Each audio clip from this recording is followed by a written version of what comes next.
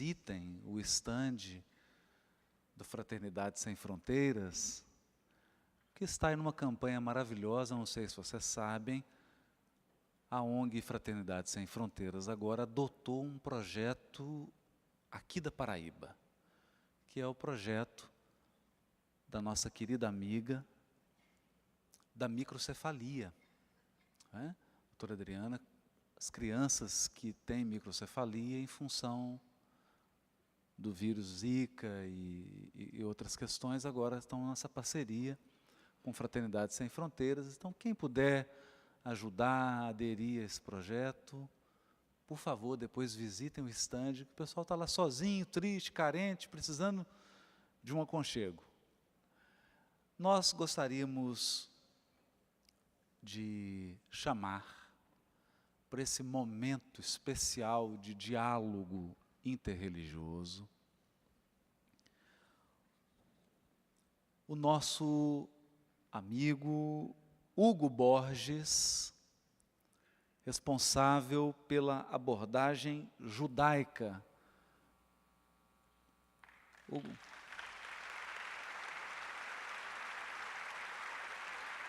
Hugo,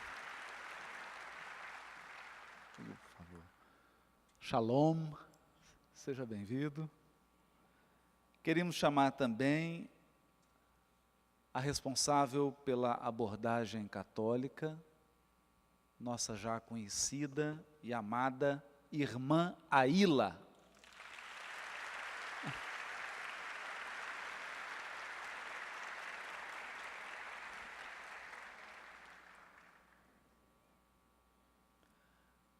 E o responsável pela abordagem espírita, já conhecido por todos nós, nosso querido Severino Celestino.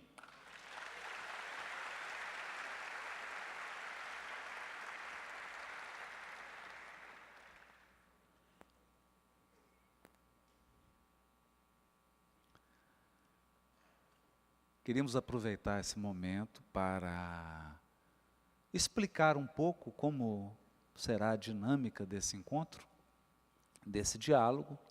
Primeiro, para dizer que aqui há um diálogo interreligioso. O que significa isso?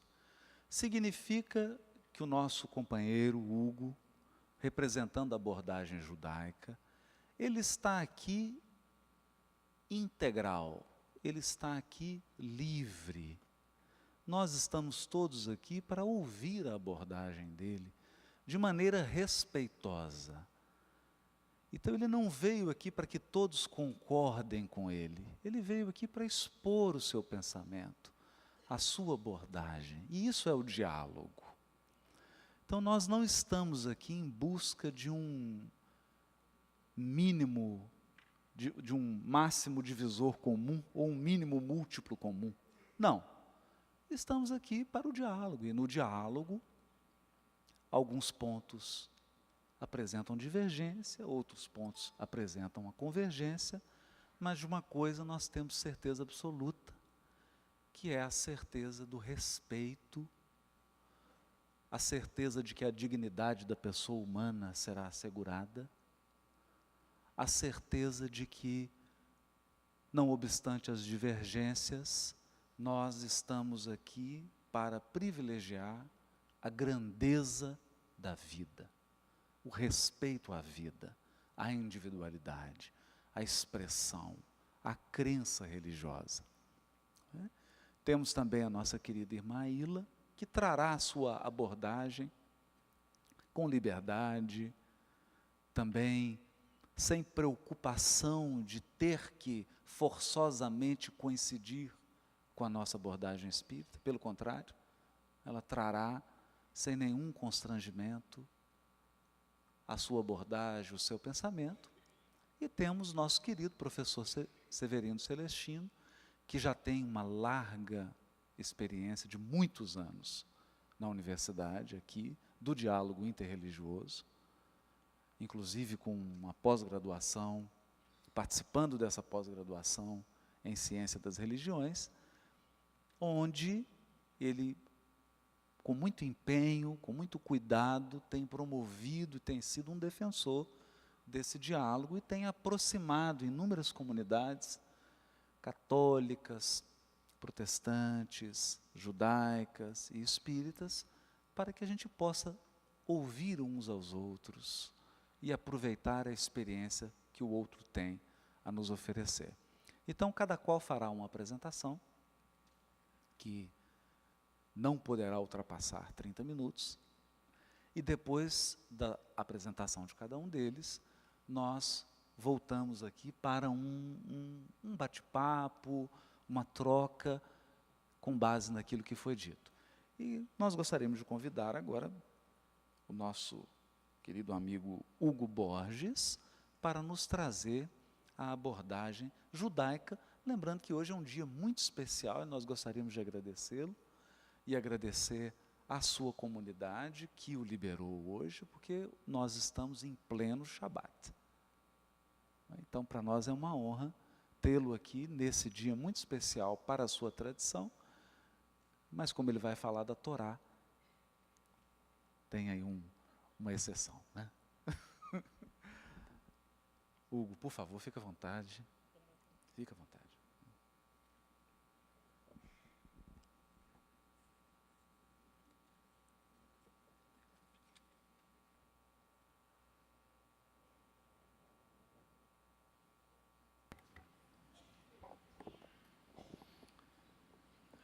Shalom Aleichem, boa noite a todos. Primeiramente, eu gostaria de agradecer a oportunidade de hoje estar aqui, podendo conversar um pouquinho com vocês e falar um pouco da nossa cultura e do nosso povo e da minha religião.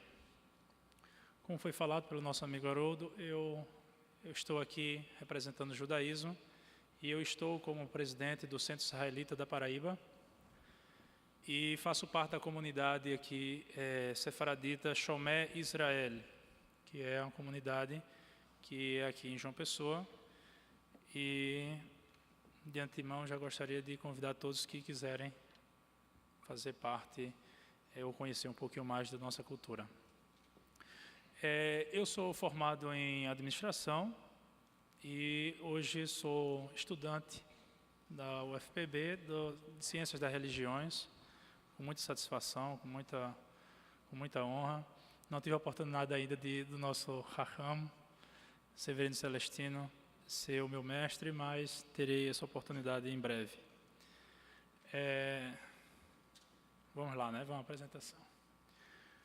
O título de hoje, desse encontro, eu achei muito pertinente quando o nosso presidente Marco Lima, com muita satisfação, quero de antemão agradecer, Marco, pelo convite, que falou o tema sobre a grandeza da vida. Eu achei muito, muito importante, porque ela vai conseguir agregar, com certeza, todas as religiões, porque eu acredito que todas elas comunguem desse mesmo objetivo, que é preservar e manter a vida.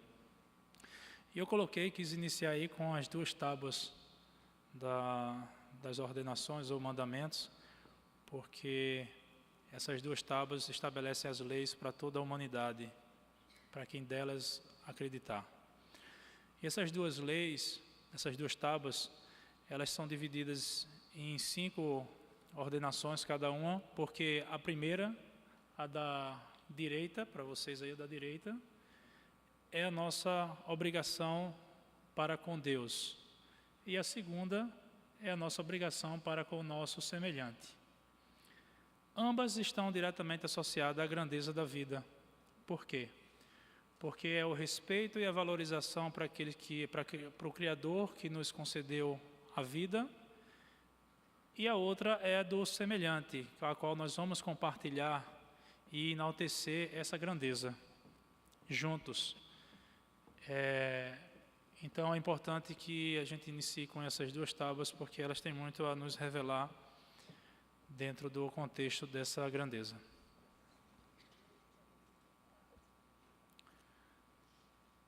Com relação à luz da Torá, tem uma passagem em Levítico que diz: portanto, guardarei os meus estatutos e as minhas regras. Se alguém o fizer, viverá por eles. eu sou o Senhor. Aqui, dentre muitas passagens da própria Torá, essa eu gostei de frisar bem, porque é dela que vai pautar o nosso bate-papo hoje. Essa questão de viver pelo estatuto e pelas regras. Porque seria muito difícil para nós enaltecermos a grandeza das nossas vidas se não fosse estabelecido regras. Porque sem as regras nós atravessaríamos a grandeza ou a liberdade do outro. Então eu vou falar mais na frente com relação a isso, mas é importante que a gente frise esse primeiro momento aí, que vai ser a pauta da nossa conversa hoje. Naqueles mandamentos que eu coloquei, tem um que é o 6º mandamento, que fala que não matarás. Tem outras coisas também, mas eu queria pautar sobre essa, porque, ao meu entender, irmã, professor Celestino e Haroldo, a banalidade da vida, de matar, né, e a gente estava conversando na coxia, a questão do aborto, a questão da falta de respeito para com a vida do semelhante, tem sido muito grande, e por isso que eu coloquei essa questão do não matarás, que ser uma lei direcionada a nós com o nosso semelhante. Existem outras também, que é a questão do não adulterarás, não levantarás falso, não furtarás. Essas são justamente leis que vão estabelecer a boa convivência e o engrandecimento da coletividade. Então, eu coloquei esse 6º mandamento, porque eu acredito que seja ele o mais forte de todos os demais. Nós temos também, além da Torá, que são os 5 primeiros livros de Moisés, nós temos o Tanar, que é o que contempla, além da Torá, nós contemplamos também os profetas e as escrituras. Nós temos também o Talmud, que eu não sei se as pessoas aqui têm conhecimento, mas o Talmud, ele é a lei oral da nossa tradição judaica. E o Talmud, ele diz como fazer. Então a Torá diz o que fazer, e o Talmud, na Mishnah, diz como fazer. E se a Torá diz que nós devemos preservar a vida, o Talmud reforça dizendo essa seguinte frase: quem salva uma vida, salva o mundo inteiro. Então, a importância de nós salvarmos uma vida. A gente às vezes não entende a dimensão disso. Nós não entendemos a conexão que existe entre a vida do outro, que talvez nós não a conhecemos, a vida do outro que talvez nunca passaremos ou nunca iremos conhecer, a vida do outro que talvez esteja do outro lado do mundo, mas de certa forma nos atinge sobremaneira, às vezes positivamente e às vezes não.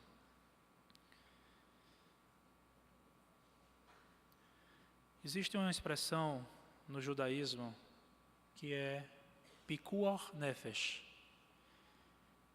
E a tradução é um pouco difícil. Nós temos aqui os 3 ali dominam o hebraico muito bem. Talvez dos 4 eu que seja o que entende menos o hebraico. Mas o Pikuach Nefesh, a gente não consegue fazer uma tradução. O hebraico às vezes tem disso, né, professor Celestino? A gente não consegue, se a gente tenta traduzir, fica pobre a tradução. Às vezes uma frase faz um texto enorme para tentar dar o sentido real. Eu também vou pecar. Eu não sei se eu vou conseguir expressar. Eu tento vivenciar o Pikuach Nefesh. Eu não sei se eu vou conseguir explicar o Pikuach Nefesh. O Pikuach Nefesh é que nós podemos, em preservação da vida, nós podemos transgredir qualquer mandamento, qualquer ordenação de proibição dentro da nossa religião, dentro do nosso povo judaico. Algumas pessoas sabem aqui que no judaísmo nós temos bastante regras. Nós temos regras para alimentação, nós temos regras para casar, nós temos regras para dormir, regras para acordar. São muitas regras, são muitas ordenações que nós devemos cumprir. Desde quando nós iniciamos, amanhecemos, acordamos, abrindo os olhos, tem uma oração específica para a gente agradecer, tem o Shema para ser recitado pela manhã, tem o tefilim para colocar o homem, colocar o tefilim no braço, colocar na cabeça, colocar o talete, que é o manto. Então tem muita coisa para a gente fazer. Nós temos o Shabat, que é o dia sagrado, né? Deus determinou que por 6 dias trabalharemos e no sexto nós iremos descansar. A gente até brinca na sinagoga que o pão, os 2 pães que a gente celebra a bênção do pão e do vinho, o nome é halá. No plural fica halot, as 2 halot. Aí a gente brinca dizendo assim, por 6 dias ralarás e no 7º dia comerás a halá. Então a gente costuma brincar bastante com relação a essa questão. Não sei se vocês sabem, mas o judeu gosta muito de brincar consigo mesmo, né? Tanto é que naquelas 2 tábuas ali ia ser só uma. Não sei se vocês... A culpa foi nossa, porque Deus estabeleceu apenas uma tábua. Moisés foi perguntar quanto é que custava. Ele disse que era de graça. Aí ele fez, então me dê outra. Por isso que são 10, em vez de 5. Mas, voltando ao assunto, nós temos muitas ordenações para fazer. Principalmente no Shabat.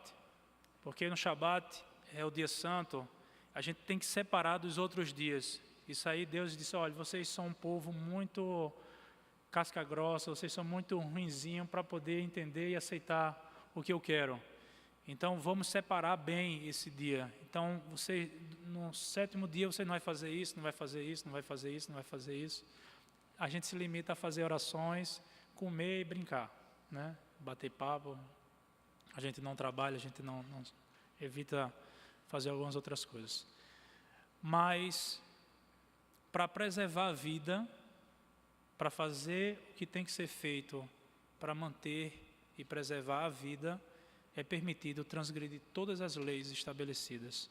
São 613 leis diretas destinadas aos judeus.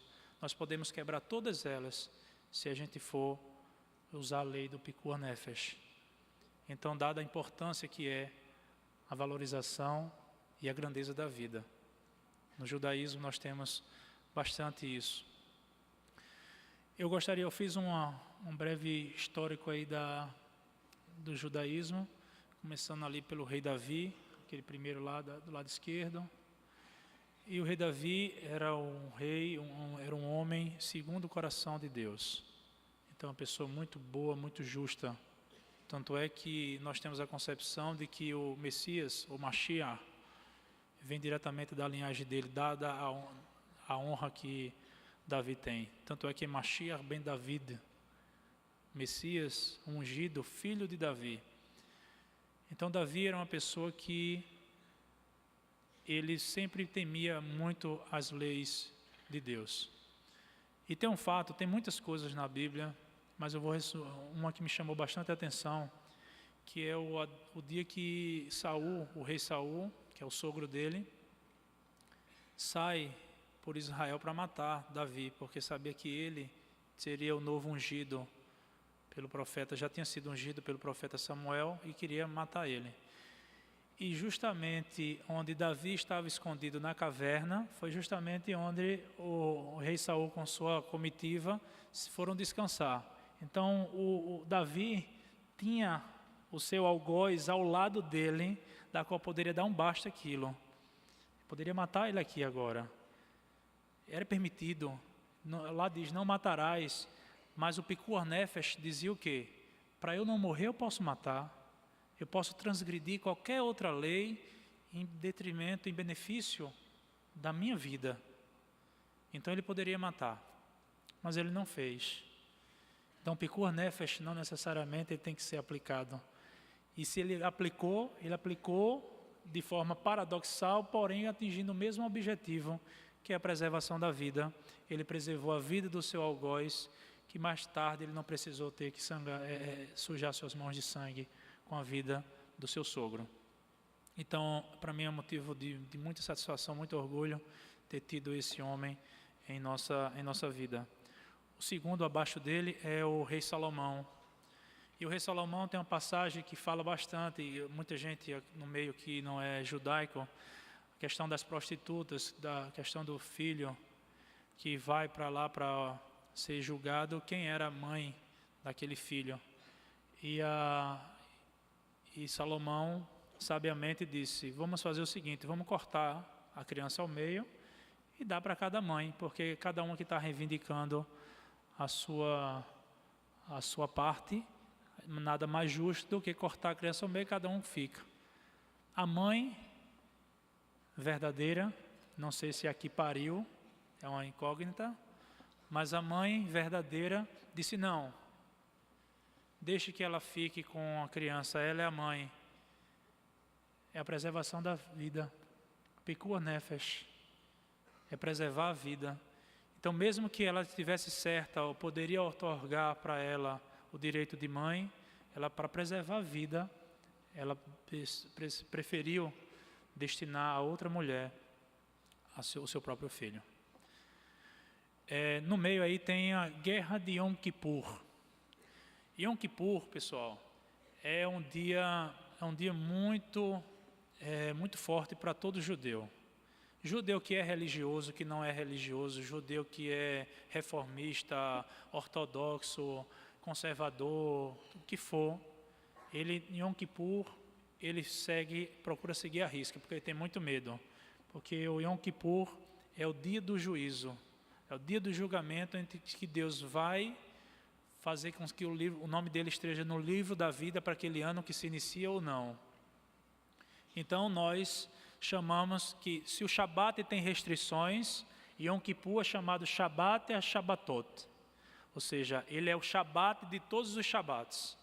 Então ele é o grande de todos. Ele tem muitas mais restrições. A gente não come nada, são 24 horas de não ingerir nada, nem líquido, nem comida, nem tomar banho. Vocês imaginam a sinagoga como fica cheirosa. O pessoal não escova os dentes, não faz nada, é só oração, descanso, nem conversa, porque a gente no começo, para a gente o dia sempre começa no crepúsculo, né? Então a gente está sempre brincando, né? Então começa o Yom Kippur, todo mundo já forrou o estômago, está com a barriga cheia. Tem gente que come 3 vezes mais para poder aguentar o Yom Kippur todo. Só que, meu amigo, não tem jeito não. Quando você termina, que você vai dormir no outro dia, não tem humor que dê jeito. A gente está com fome do mesmo jeito. Mas essa guerra de Yom Kippur, os nossos algozes acharam que uma estratégia que poderia invadir Israel no Yom Kippur. Por quê? Porque eles estarão sem se alimentar, eles estarão mal-humorados, eles estarão perturbados mentalmente, estão orando, estão querendo doido que acabe logo, porque quer saber se o nome dele vai para o livro da vida ou não. E vamos logo, faz aquelas negociadas com Deus, né? Vamos lá, vamos para o hotel, vamos lá conversar aquela história toda. Então eles resolvem invadir Israel. E nós usamos a lei do Pikuah Nefesh. A gente poderia simplesmente dizer assim, não, nós não podemos, que nós estamos cansadinhos, nós estamos com fome, vamos deixar... É isso aí, não. Os judeus empunharam suas armas, os judeus, junto com outros povos que também tomam conta de Eretz Israel, a terra de Israel, empunharam suas armas e combateram e ganharam a guerra de Yom Kippur. As pessoas esqueceram que o espírito estava muito maior do que o corpo naquele período. Então, nós preservamos a vida naquela guerra. É um pouco paradoxal a gente dizer assim, poxa, a gente falando em vida e Hugo fala em guerra. Mas na guerra, muitas vezes a guerra também é uma forma de preservar a vida. Não é a mais correta. Longe disso. Mas é como a gente diz, se tiver que impor a arma para salvar a vida, a gente salva. Eu tenho certeza que todos aqui, para preservar suas famílias e sua própria vida, empunharia qualquer tipo de arma para que faça valer, mesmo que seja ceifada, mas lutará até o último instante para que isso não ocorra. Então, na guerra de Yom Kippur, nós vencemos. E foi aplicada a lei de Pikuah Nefesh. Mais embaixo vocês estão vendo aí o exército de Israel fazendo um salvamento e a ambulância, porque nós temos duas profissões em Israel muito fortes, também fora de Israel. Digo, quando eu falo Israel, entenda um povo judeu, que são os militares e são os médicos. Essas duas profissões, eles estão isentos de cumprir algumas leis estabelecidas ao povo, porque eles aplicam a lei de Pikur Nefesh, preservação da vida. Então, o exército para dar segurança, os soldados, os policiais, para dar segurança ao povo, e os médicos para salvar vidas nos hospitais, nas ambulâncias. Então, a esses dois é aplicado a lei do Pikur Nefesh, para que possa preservar a vida.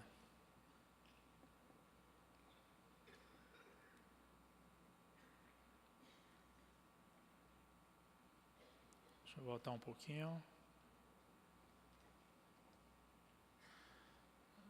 Pode voltar aí, Sérgio, um pouquinho.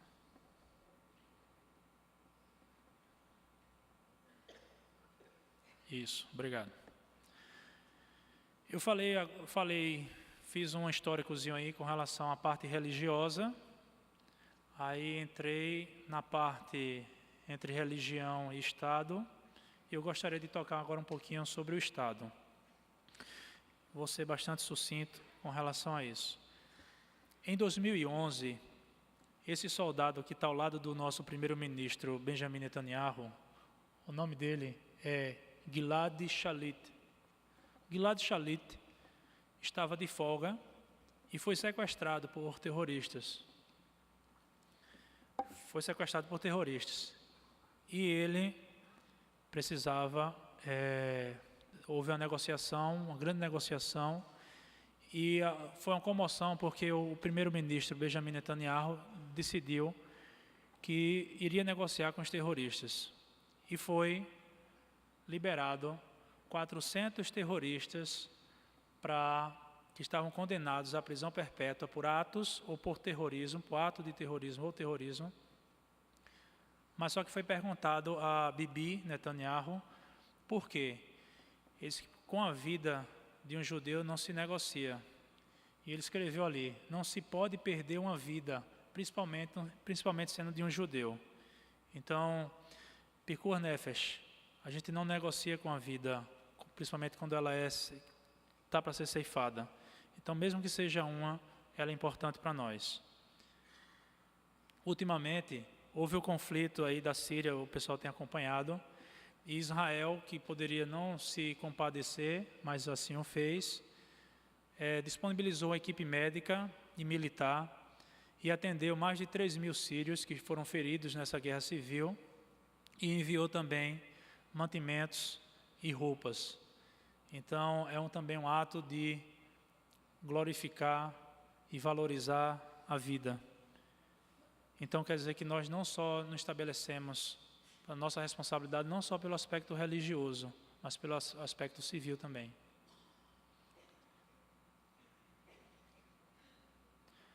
Pessoal, eu gostaria de finalizar essa primeira etapa dizendo que eu estou à disposição aqui o Centro Israelita no canal. Nós temos a fanpage Centro Israelita da Paraíba. Esse é o meu WhatsApp. E a nossa sinagoga, a Shomé Israel, é situada nesse endereço. Fica em Tambaúzinho ali, próximo ao portão principal do Espaço Cultural. E todos se sintam convidados para fazer parte de algum serviço religioso que nós tenhamos lá. Eu gostaria de terminar com uma frase bastante interessante. As montanhas da vida não existem apenas para que você chegue no topo, mas para que você aprenda o valor da escalada. Muito obrigado.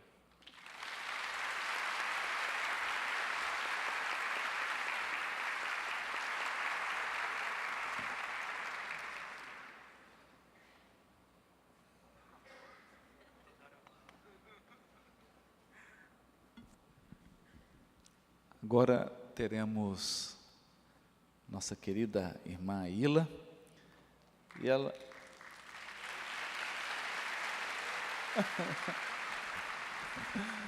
Só a irmã Ila já é muito conhecida, porque todos sabem que ela a organização da irmã Ilha, fundada pelo Padre Caetano, a Nova Jerusalém,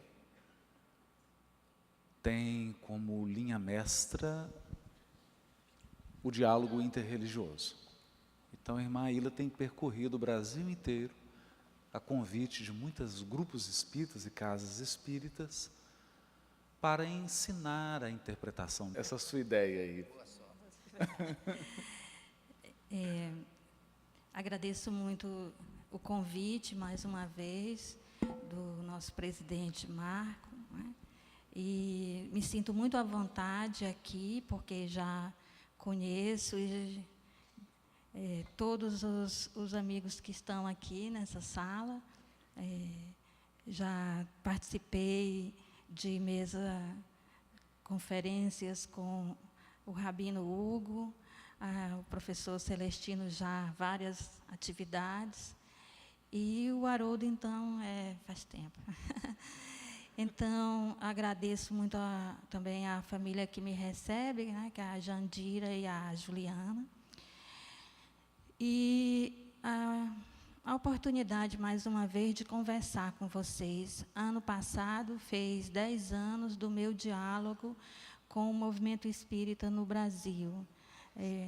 Foi coroado com uma ida, no primeiro semestre, à Europa, falar em centros espíritas da Áustria e da Alemanha, e ao Japão, no segundo semestre, que eu falei nos centros espíritas lá do Japão. Então, agradeço muito a Deus por esse percurso de 10 anos, e que o Espiritismo foi o mais recente no diálogo, né? Primeiro foram diversas igrejas evangélicas. Depois, em Minas Gerais, quando eu morei lá, eu conheci o rabino Leonardo Alanati, que também foi professor do Haroldo, né? Então, a gente já tem dialogado também com grupos de afrodescendentes, não é? Participei uma vez de mesa redonda na PUC Minas com um membro do Islã, não é? Lá no Japão, a gente teve uma participação com hinduísmo, com budismo. Isso tudo é muito enriquecedor para mim, porque eu não fico só no nível da conversa. Às vezes, a gente acaba formando laços de amizade, não é? Como já aconteceu com alguns espíritas, não é? O Haroldo, principalmente, que nós tivemos um trabalho mais intenso, mais no início. Agora estamos morando bem distante, mas mantemos aquela amizade que desde o início. Então, o que eu posso dizer é que no catolicismo, em relação à religião e à vida, a gente sabe que tudo que nós sabemos de Deus é através da vida, e principalmente da vida de pessoas que levam a sério um relacionamento com Deus. O catolicismo, ele herdou várias coisas do judaísmo, às vezes ressignificou, às vezes pegou do jeito que estava. Hoje em dia, às vezes não reconhece que, na realidade, é um aspecto judaico. Mas, enfim, o judaísmo, pelo que nós vimos, ele mantém a memória. Mantém a memória, as narrativas das pessoas, sobre as pessoas que levaram a sério aquilo que nós chamamos de religião. Hoje esse termo está bastante desgastado, principalmente por causa da história das religiões, que as religiões cometeram erros, a minha igreja principalmente, ao longo da história. E então ficou um vocábulo desgastado, mas a melhor forma de traduzir o termo religar em latim é a conexão. Hoje é um termo que todo mundo entende. Nós estamos conectados. Para a Igreja Católica, o fato de servirmos a Deus e sabermos que Deus está aí, que há uma presença divina, significa conexão. Conexão com a fonte da existência, que é o próprio Deus, e conexão entre nós, entre pessoas. Então, nós chamamos essa rede de conexão de igreja, de eclesia, de pessoas que estão envolvidas umas com as outras. Não é? Então, não dá para ser católico e não ir a uma liturgia. Isso aí nós herdamos dos judeus. Não dá para ser assim, não é? Então, por quê? Porque lá nós nos encontramos como um corpo, como se fôssemos vários membros de um mesmo corpo, e ali nos voltamos para o louvor a Deus. Não é? Então, algumas pessoas fazem isso só como um movimento externo, mas isso é o que cada um resolve fazer da sua vida. Essa não é a orientação. A orientação é que nós estejamos totalmente envolvidos uns com os outros. Não é? Então, isso nos desperta para o de fora também, porque o que não é católico, ele deve ser amado e a gente deve se encontrar com ele como alguém que serve. Não é? Então, alguém que deve ao outro. Então, antes de eu sentar-me ao lado do professor Celestino, do Rabino Hugo, do Haroldo, eu já devo, antes de sentar aqui, eu devo respeitá-lo, eu devo aceitá-los como eles são. Não é? Então, eles são vida que expressam Deus. Não é? Então, mesmo uma pessoa que é ateia, ela expressa Deus. Mesmo uma vida insignificante, ela expressa Deus. Por quê? Porque se eu olho para um inseto, mesmo que seja repugnante, me viria a pergunta: por que ele está aqui? Por que ele existe? E essa pergunta me levaria a louvar o Criador. Não é? Então, as almas mais sensíveis dentro do catolicismo, como Francisco de Assis, louvava a Deus por cada ser existente. Não é? Então, essas vidas são a vida,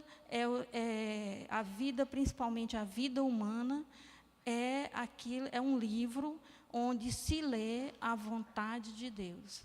E quando essa vida humana leva a sério aquele insight, aquela intuição, não é? A força da consciência que move em direção ao serviço de Deus, servindo as pessoas, então essa pessoa se torna uma referência.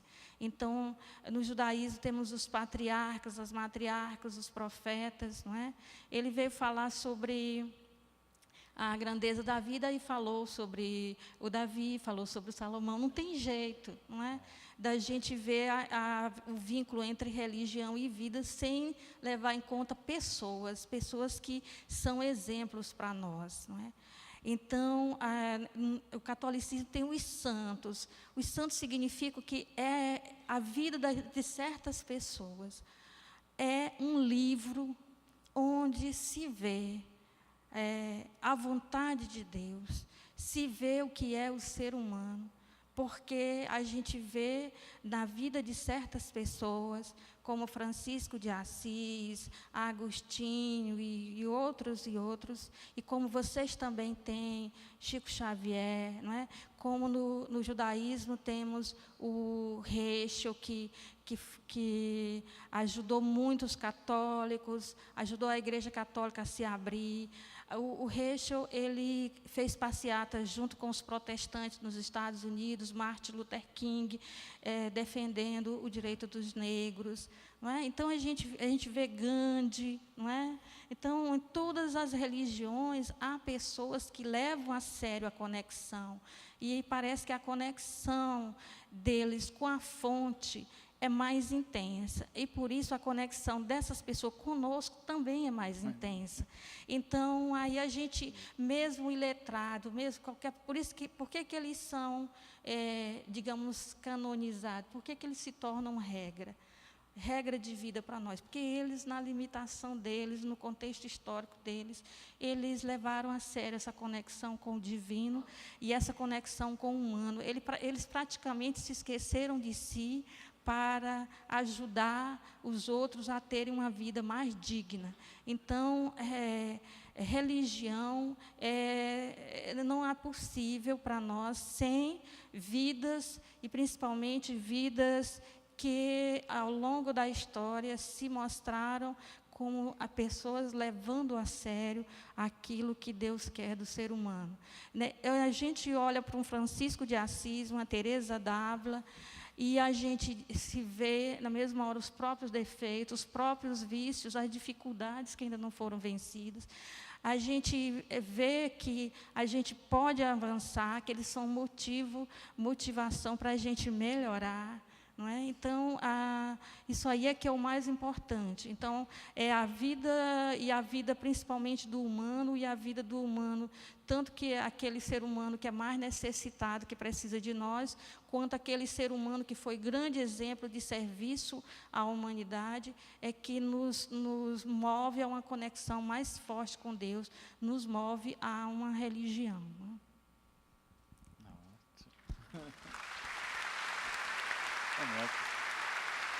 Acabou, não. Maninha, você acha que por isso que João fala tanto na palavra testemunho? Em função disso que você disse agora? Em grego, Marte e testemunha é a mesma coisa, né? Quer dizer, testemunha é uma palavra em português para traduzir Marte. Quer dizer, que é alguém que realmente pode professar algo diante de um tribunal, não é? Quer dizer que hoje em dia nós temos algumas ONGs que ajudam, não é, a proteção de testemunhas. No bairro que eu moro tem crime organizado, não é? Então tem pessoas que, se forem testemunhar, elas serão eliminadas. E aí a vida delas corre risco porque elas são testemunhas. E por isso nós hoje associamos a palavra Marte a morrer, não é? A sofrer. Mas, na realidade, era essa questão do testemunho. Ou seja, essas pessoas que tiveram uma forte conexão com Deus, que não são pessoas só católicas. Para nós, Elias é santo. Nós temos Santo Elias com dia de festa, com solenidade, né? Que a gente pega dos outros também, não tem nada não. E, na realidade, nossos principais santos, que são os apóstolos, eles são judeus, né? Então, a gente pega dos outros. O importante é que tenham algo a nos dizer sobre Deus. Então, são pessoas que levaram tão a sério esse vínculo com Deus, e esse vínculo que se tem um vínculo com Deus, tem um vínculo com o ser humano. Não é possível com a vida, e principalmente com a vida humana, né? Então, não é possível que alguém tenha um forte vínculo com Deus e não esteja... Não é possível que alguém ame a Deus e não ame o próximo, não é? Que é um princípio do judaísmo que o cristianismo recebeu, não é? Todos os grupos cristãos estão de acordo que quem ama a Deus ama o próximo. Não é? Que o evangelista João disse em uma das suas cartas, não é, na primeira carta, se aquele diz que ama a Deus e não ama o seu irmão, é mentiroso. Não é? Como pode alguém amar a Deus que não vê, se não ama aquele que vê, não é? O irmão que vê? Então, quer dizer, eu amo a Deus, eu mostro que amo a Deus realmente quando eu ajudo as pessoas, quando eu estou comprometida com as pessoas, né? Então, isso se serve testemunho, ou seja, testemunho é uma palavra que ficou forte na Igreja Católica, porque ela significa convicção, porque ela significa comprometimento, porque quem testemunhava era morto, né? Quem estava convicto, quem expressava a sua fé diante de um ambiente de Império Romano, um ambiente hostil, não é? Que era hostil a judeus e a cristãos, que nós exaltamos mártires cristãos, vocês exaltam Lívia, nós exaltamos Perpétua e Felicidade, não é? Inês, Luzia, não é? Essas pessoas, mulheres que foram levadas ao circo romano, não é? Mas não eram só cristãos que foram perseguidos naquela época. Os judeus estavam sendo perseguidos, não é? Então, naquele ambiente, quem mostrava convicção na fé, quem mostrava comprometimento, não é, com a fé, com a defesa da vida, era morto de forma algoz. Não é? E por isso, isso suscitava mais fé nas pessoas. Não é? Em vez de desmotivar as pessoas diziam assim, se uma pessoa tão meiga, tão simples, tão serena, não é? Deu a vida, por que não? Por que não eu? Não é? Por que não eu ter coragem de fazer o mesmo? E então, realmente, não foi eliminado, que a proposta era essa do Império Romano, nem cristianismo, nem judaísmo foi eliminado, nós sobrevivemos, estamos aqui, não é? Tanto o cristianismo nos seus diversos grupos, não é? Não estou, nesse momento, falando só do católico, não é? Então, essa força do testemunho, essa força quem é que não vê uma força de uma pessoa como Teresa de Calcutá, não é? A pessoa tem que ser muito alienado para não saber que existe Teresa de Calcutá. Uma vez eu ri, o Haroldo estava dando uma palestra no exterior e ele deu como exemplo Teresa de Calcutá, e a pessoa que traduziu o Haroldo dizia, quem? Aí o Haroldo, Teresa de Calcutá, ele... Teresa de quê? Da onde teria vindo, não é? Essa pessoa que não ouviu falar, porque ficou fora, é um ícone, estava nos meios de comunicação, etc. Não é? Então, a gente vê que talvez a gente não preste atenção nas pessoas que têm religião. Não é? Quando eu falo religião, não estou falando dessa coisa superficial, de conotação negativa de religião. Estou falando da conexão com o divino e da conexão uns com os outros. E, por isso, eu acho que o diálogo interreligioso é fundamental. Porque eu não posso estar conectada só com aqueles que me são afins, que são do meu grupo religioso, que é a Igreja Católica. Se há conexão, é com todos. Né?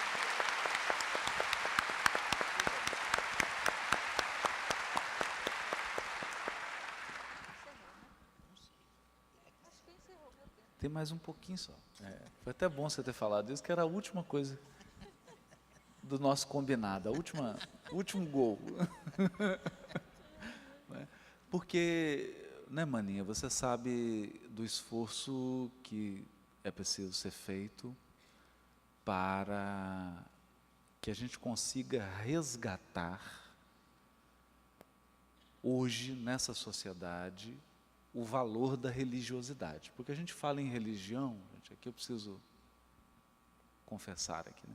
A irmã Aila, ela não queria vir de hábito, ela não queria vir assim, vestida né, de gala.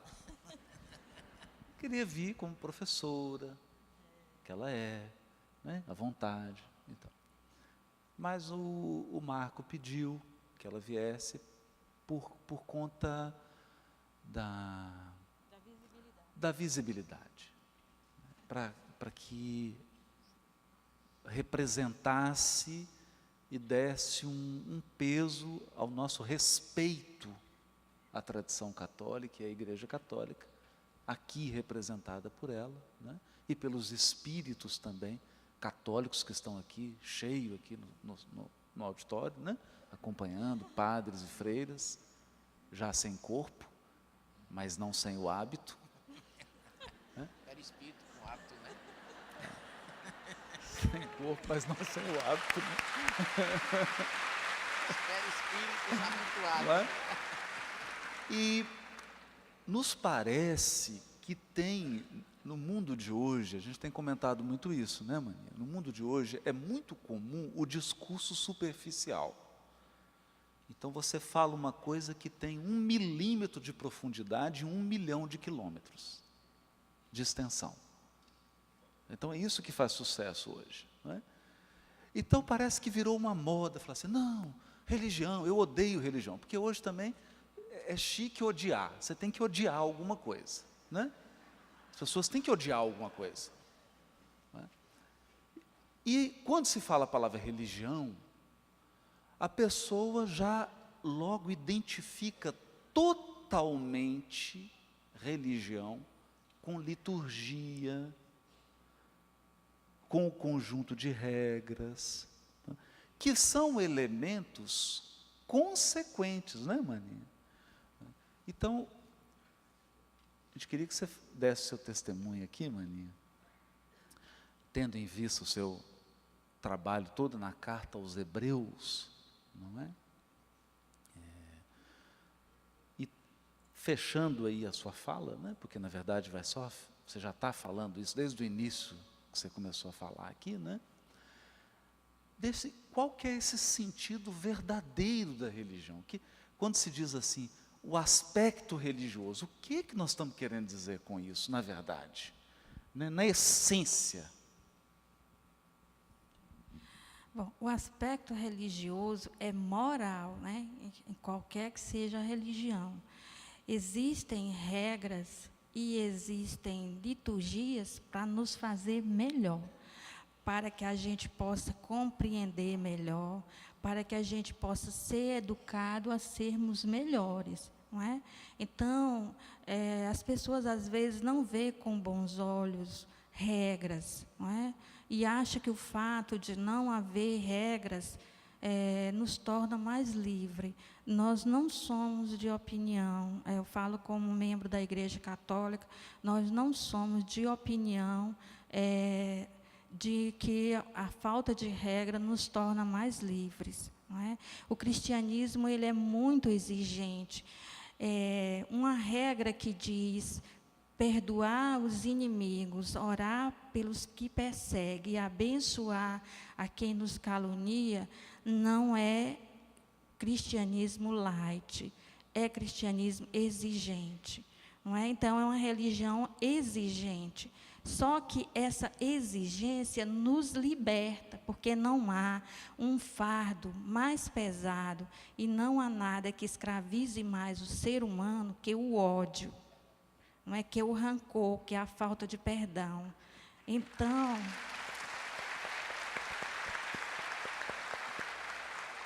a regra fundamental do cristianismo que Jesus tirou do judaísmo, que é o amor a Deus e amor ao próximo, que muita gente que é cristão pensa que vê a ideia de Jesus assim como uma novidade que ele disse para os apóstolos. Ele está citando um texto bíblico, não é? Então, ele está citando Levítico, ele está citando Deuteronômio. Então, veja só, é uma regra que é a menos cumprida, não é? Todas as outras regras que a gente acha difícil são mais fáceis do que esta, porque essa regra do amor é a que nos realiza como ser humano. Nós fomos criados por um Deus que é amor, nós fomos criados para amar, e tudo que não for amor nos destrói, nos escraviza, nos tira a dignidade, não é? Então, essa é a regra básica. E as outras regras são as expressões, as minúcias e os detalhes dessa regra. Que essa regra nos faz melhores. A mim, que amo o meu inimigo, e ao inimigo que é amado por mim. Isso, o próprio exercício do amor, o exercício do perdão, já faz bem para mim e para ele, mesmo que ele continue errado, como sempre foi. Isso faz um bem a ele. Não é? Porque eu respeito a vida dele como ele é. Não é? Porque eu não revido, porque eu não causo um dano a ele. Não é? Então, a liturgia, ela expressa, não é? Ela expressa, ela dá visibilidade àquilo que nós tentamos viver, a essas regras que nós tentamos viver. Porque, veja só, as pessoas dizem que não é legal regra, mas as crianças põem regra no jogo. Você não vai brincar aqui não, porque você não tá fazendo do jeito que nós combinamos, não é? As mães, não é?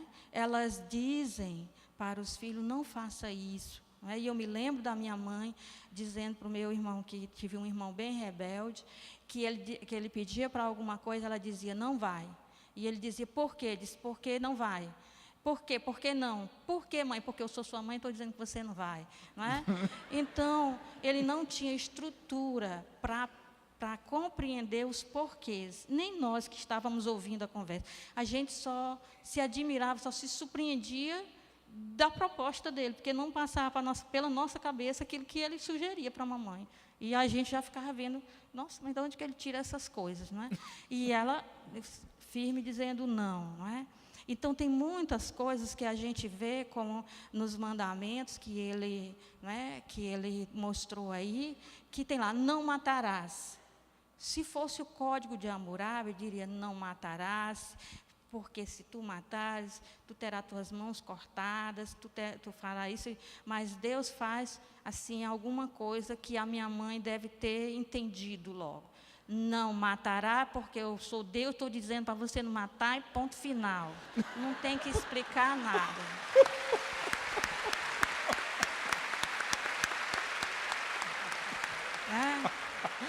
Então, tem certas coisas que são proibições, porque elas não fazem bem para nós, e talvez a gente não tenha condições de entender o porquê, então não precisa nem ser dado os porquês. E a liturgia, ela nos faz entender, ela é a celebração, ela é ao mesmo tempo uma dramatização, uma visibilidade disso. Olha, vou te dar um exemplo breve aqui, para encerrar. Nós temos naquilo que nós chamamos da Páscoa cristã, que celebramos a ressurreição de Jesus, não é? Uma missa tarde da noite. A do Natal, todo mundo sabe porque passa na TV com o Papa. A da Páscoa, que é a principal, as pessoas não sabem que ela existe, né? Então, nessa missa da Páscoa, tem a celebração, ela se resume no seguinte: tem uma vela enorme, gorda, como eu digo para os alunos da evangelização, né, as crianças da evangelização, a vela grande e gorda tem nome, Sírio. Né? E ela é acesa com toda a solenidade, ela é acesa. E ela representa a coluna de fogo lá da Páscoa judaica que guiou os hebreus. Então, as pessoas que estão na primeira fila da igreja, elas vêm com as velas, todo mundo trouxe uma vela de casa, e as crianças perguntando para a mãe, para que essa vela? Bota no bolso e leva a vela. Então, as primeiras pessoas vêm com essa vela e acendem as suas velas naquele círio. Aí elas voltam para o lugar delas, e a pessoa que está na segunda fileira vão acender suas velas naquela vela, até chegar no último. Então, uma fila após a outra, aquele único fogo daquela vela que está perto do altar, chegou aos últimos que estavam lá. E chegou como? Passado de mão em mão. Então, o último da fila, lá no último banco, pergunta assim: essa chama, que chama é essa? É a chama que está lá no altar. E não é, não? É a chama que está no altar. E como foi que chegou até mim? Chegou até mim porque a fulana e a cicrana que estão na minha frente passaram para mim, mas é a mesma. Ela se dividiu, está em todos, mas continua igualzinha como estava antes. Então, a gente fala que isso é a experiência com Deus, ou a experiência com o divino, e que ela vem através de um e outro, porque o divino está como uma chama, ele se divide em todos nós, está em todas as coisas, há vestígios de Deus em tudo que foi criado, e é como essa chama que está em cada vela, e que é a mesma chama e única que está no altar, e que não houve mudança nenhuma nela. Então, isso aí, aos olhos de quem não entende, é uma bobagem. Mas isso aí, cada um vai dizer para aquelas crianças: você viu? Você viu que a fé chegou até você, porque veio passando de mão em mão até chegar aqui? Que você, além de ter a sua própria chama, que é a intuição interna, você ampliou essa chama quando recebeu de alguém? Você viu que Deus está lá no altar e está em todas as pessoas dentro da igreja? Né? Então, a liturgia ela é altamente simbólica e ela serve para evangelizar. Ela serve como cognição, ela serve não só para louvar a Deus, mas para a gente entender as coisas de Deus, porque as coisas de Deus são difíceis da gente entender. Então, nós precisamos de normas e de símbolos para a gente poder entender. Porque se a gente não tiver ritos, e se a gente não tiver esses símbolos, a gente não consegue assimilar, porque nós temos dificuldade cognitiva. Não é? Então, claro que alguns fazem disso rituais externos, não estão interessados em saber. Mas, para quem vivencia a experiência, é uma experiência muito emocionante. Então, eu levei uma vez o casal de espírito que estava me hospedando, caiu numa Páscoa cristã, eu disse, vamos, eu não posso faltar essa missa, vamos aí. Mas é uma missa que hora? Eu disse, é tarde da noite, não é? É tarde da noite, antes era de madrugada, mas agora não é mais de madrugada, é tarde da noite. E aí nós chegamos à igreja toda escura, meu Deus, está faltando energia. Eu disse, não, tem que começar a missa com todo mundo no escuro, porque foi assim a criação. Tudo estava escuro, você vai ver a beleza. O único fogo era dessa vela sírio no altar. E, de repente, a igreja estava toda iluminada. E o espírito que não tinha recebido nenhuma explicação daquilo, disse, nossa, são nossas velas que estão iluminando. Eu disse, sim, é nossa fé que ilumina o mundo. Depois eu vou explicar direito para vocês o que fizemos aqui.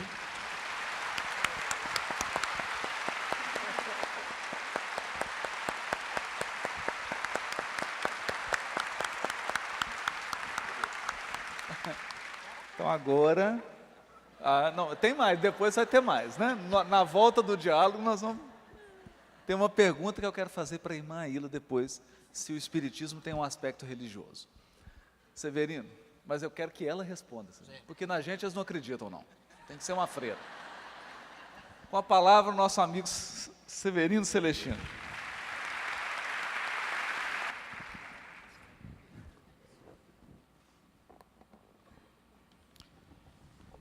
Boa tarde a todos. Não podemos dizer da nossa alegria de estarmos aqui. Haroldo, muito obrigado por estar na nossa sala. Eu agradeço. Hugo, Anarnu Kol Kavod, Sheata Imanu. Nahon, Todarabá. Estou dizendo que nós estamos felizes com a presença dele aqui, felizes e honrados. Irmã Aila, a Igreja Católica deve se orgulhar de ter uma pessoa como você, que abre portas, abre coração, para mostrar ao mundo que não é dizendo que a gente consegue as coisas, mas fazendo. Ok?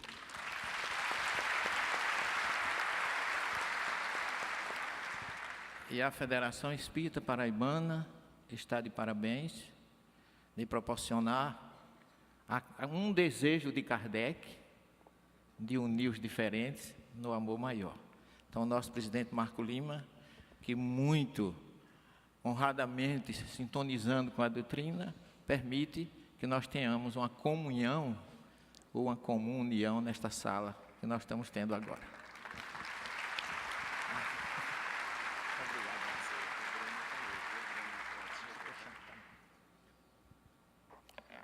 Então, depois dessa breve apresentação, nós vamos, eu diria assim, fazer algo como fosse um fechamento, mas ao mesmo tempo sem deixar de avaliar a importância, porque nós estamos aqui, para quem não sabe, para quem sabe, sei que vocês sabem, nós estamos unindo as 3 revelações. A primeira com o Hugo, a segunda com a irmã Aila, e a terceira sobrou para quem? Para o marmitão aqui, logicamente, né? Então nós vamos pontuar algumas coisas, porque essa mesa sucede uma mesa que houve de manhã, fantástica, maravilhosa.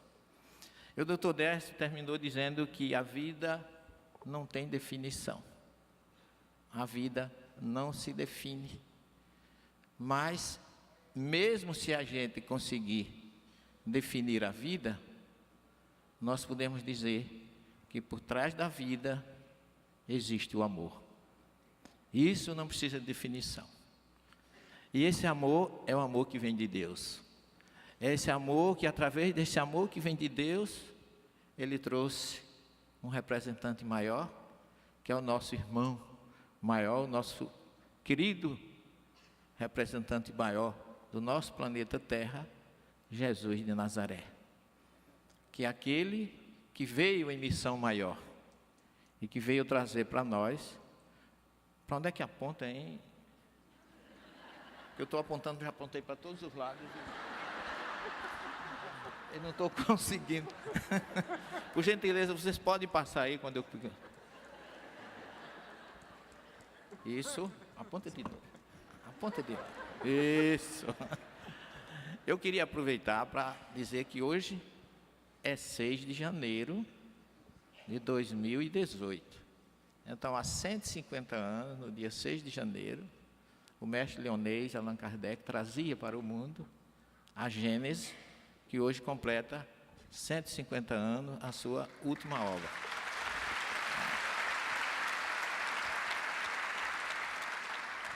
E através desta obra, ele disse que cada coisa tem seu momento. E ele sabia que esse era o momento dele vir. É uma das obras que tem menos psicografia, eu acho que tem muito pouco. Eu só conheço uma de João Evangelista, uma mensagem de João Evangelista na Gênesis. Me corrija aí se eu estiver enganado. Mas praticamente não existe nenhuma comunicação espírita na Gênesis.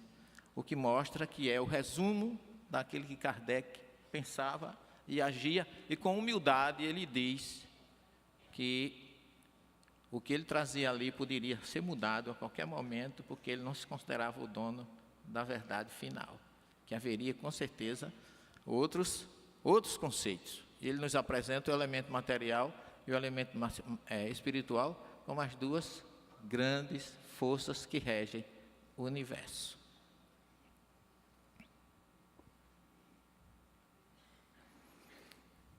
É muito bom a gente observar a vida.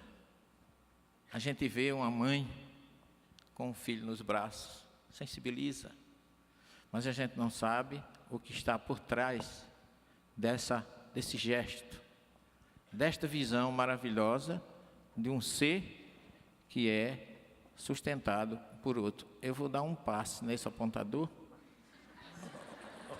porque ele não está querendo funcionar. Eu acho que só no passe hoje. Nós estamos aí diante de uma paisagem muito conhecida, que é o Monte das Oliveiras.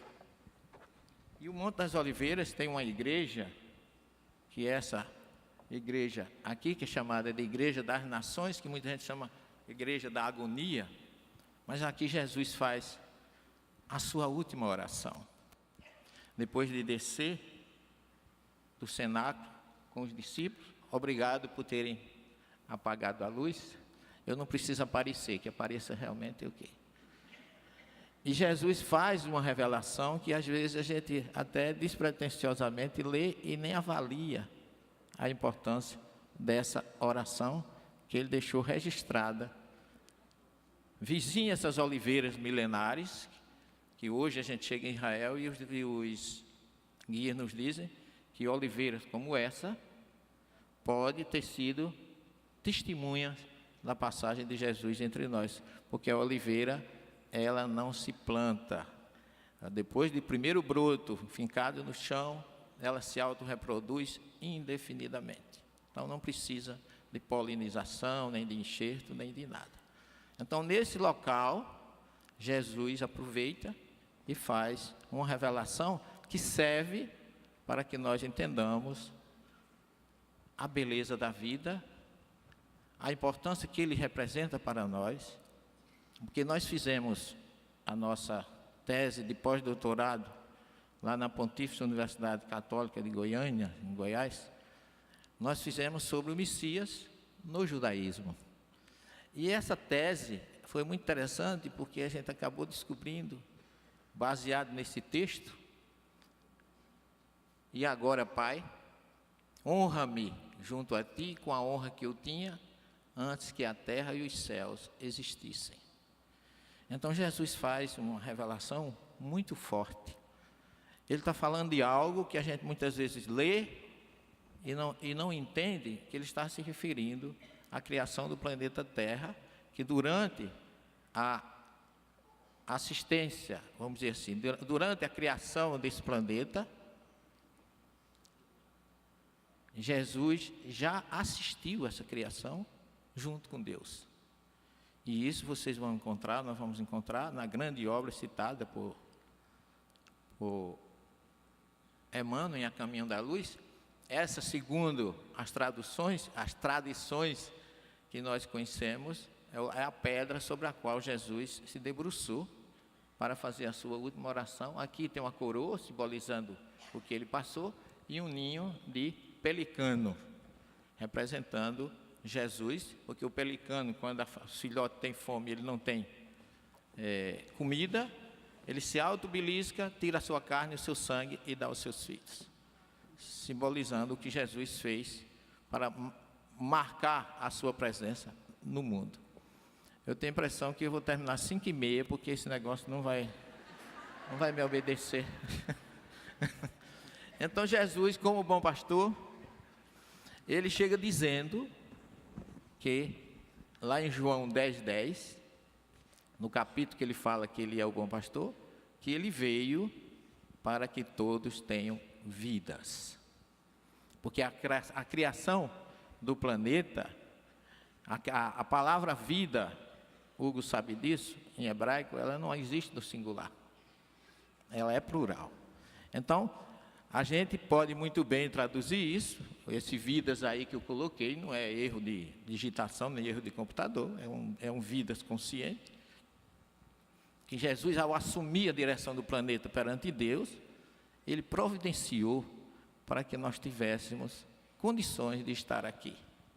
É um gesto de amor, é um trabalho de bastidores, que a gente se encontra, a gente se odeia, a gente se ama, a gente vive, a gente convive, e esquece que por trás disso está a vida. Sem ela, nada teria razão de ser.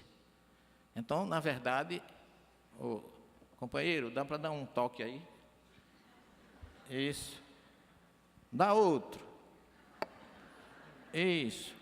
Emmanuel coloca em A Caminho da Luz exatamente isso aqui, que rezam as tradições do mundo espiritual, que na direção de todos os fenômenos do nosso sistema existe uma comunidade de espíritos puros e eleitos pelo Senhor Supremo do Universo, em cujas mãos se conservam as rédeas diretoras da vida de todas as coletividades planetárias.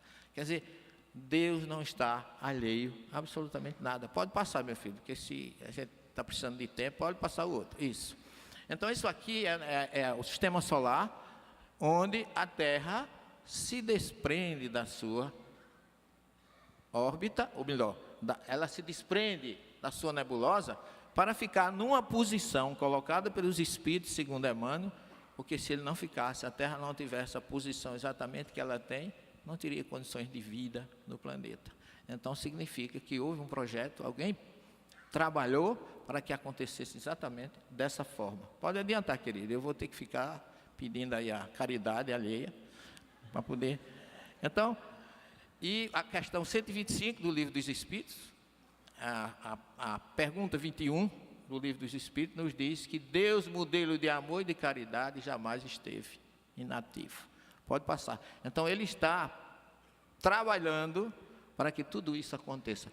Pode dar mais um toque aí, que eu vou precisar da licença de Hugo aqui. Essa é a primeira página da Torá.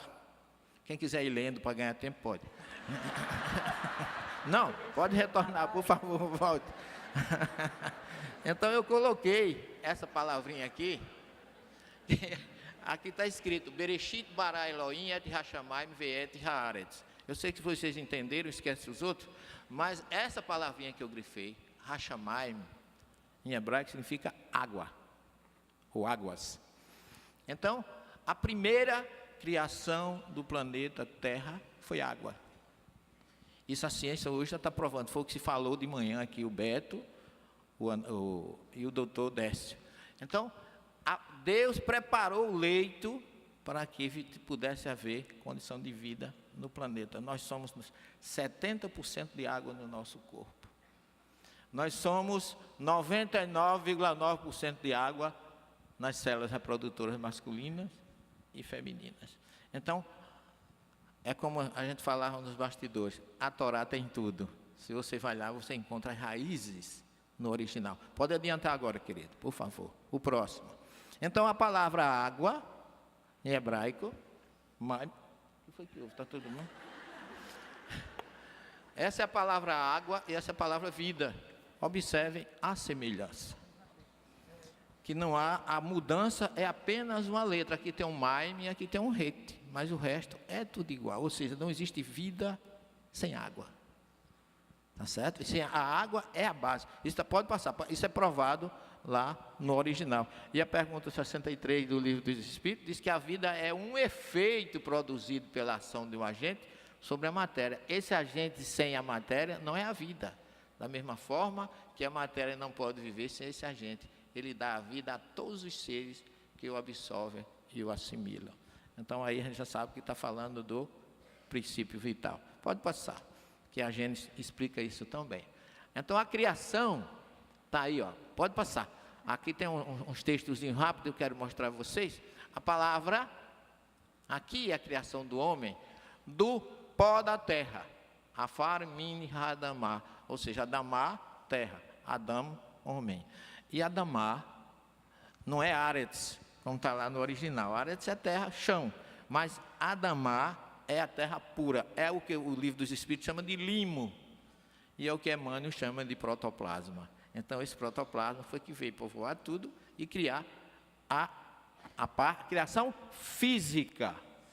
Mas para que essa criação física tivesse vidas, para que essa criação física tivesse uma inteligência, um elemento espiritual, como explica o capítulo 10 e 11 da nossa querida Gênesis, que nós estamos falando, foi preciso que Deus colocasse isso aqui, chama Nishmat Haim, sopro, hálito ou essência para a vida. Mais uma vez, a palavra aqui está no plural, vidas em abundância. As vidas, diversas formas de vida do planeta, além da vida imortal e eterna do Espírito. Tudo criado no Gênesis 2:7. Pode adiantar, meu filho, que eu estou com medo do rapaz aqui, daqui a pouco vai chegar. Pode passar o próximo.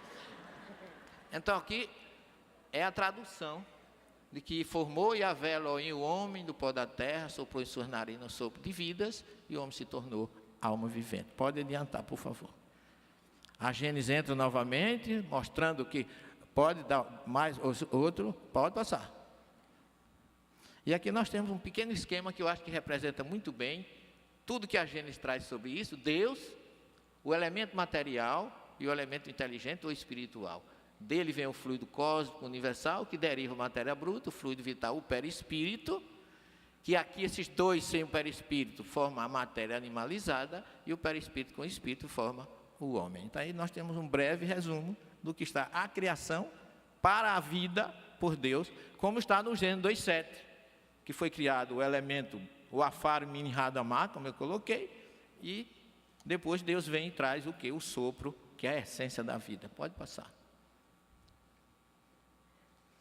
A questão 188, Kardec nos diz que a vida do Espírito se compõe de uma série de existências corporais, sendo cada uma delas uma oportunidade de progresso. Pode passar. A origem da vida pode tocar, começa das células unicelulares, numa sequência obedecendo à lei do progresso, os primeiros seres vivos povoando os mares, começando pela água, aquela que eu mostrei já, a primeira criação que está lá como base no Bereshit ou no Gênesis, pode passar, até chegar o homem, o próximo, sob, logicamente, a direção do nosso mestre maior, Jesus, que desceu para trazer essa consciência da hipóstase da vida para nós. O próximo, o Gênesis 1:27, fala exatamente que Deus criou o homem, imagem semelhante, pode passar. Ela será a mulher chamada osso dos meus ossos e carne da minha carne, pode passar. Por isso o homem deixa seu pai e sua mãe e se une a sua mulher, e eles se formam uma só carne. Pode adiantar. E eu quero chamar a atenção que depois de formado o homem e a mulher, originou-se a família, porque o homem conheceu a Eva, sua esposa, e ela concebeu e deu à luz a Caim. O verbo ladat em hebraico é interpenetração espiritual. Então, um homem, para se unir a uma mulher, tem que haver primeiro conhecimento, saber a quem está se ligando. E hoje a gente fica meio surpreso que as pessoas nem estão mais conhecendo, estão ficando, fica um com o outro. E depois o pai e a mãe fica vovô e vovó, e aí vem outra sequência de coisas que a gente não sabe aonde vai parar. Pode passar. E aqui nós temos a palavra Yahvé, Deus. Observa uma coisa curiosa. Deus é formado por Yud, que é a menor letra do alfabeto hebraico, Rei, Vav e Rei. Próximo. E Deus fez o quê? Uniu o homem, a mulher, a união divina. Então, olha uma coisa curiosa. A palavra homem em hebraico, Ish, mulher, Ishá. O Ish tem o Aleph, o Yud e o Shin. O Ishá tem o Aleph, o Shin e o Rei. Quer dizer, a mulher tem o Rei e o homem tem o Yud. A mulher não tem o Yud, o homem não tem o Rei. O Yud e o Rei, quando se une homem e mulher, a união do homem com a mulher, vem a presença de Deus no texto original. Quer dizer, a união monogâmica e heterossexual ocorre na presença do próprio Deus, na essência dessa união, dessas duas palavras, como está lá no texto original. Pode passar. E aí vem a questão da vida. Já foi visto muito de manhã isso, a fecundação, próximo. E aí a doutrina espírita valoriza a encarnação ou a vida física, ratificando sua importância, explicando a razão e porquê de sua existência em diversas encarnações. O próximo. A doutrina espírita valoriza a vida, porque aborda as questões do suicídio, da eutanásia, da pena de morte e do aborto. Coincidentemente, de manhã, o tema terminou, girou. André falou em aborto, o Beto, doutor Carlos Roberto, nosso querido campinense, falou em aborto, e Décio terminou falando do aborto. E eu não combinei, não encontrei eles antes, não teve tempo nem para eles nem para mim, e nós vamos terminar falando exatamente dessa questão. Pode passar. Quando a gente vê um feto formado, a gente não sabe o trabalho, a gente não sabe como a natureza trabalhou valorizando esse encontro. O próximo.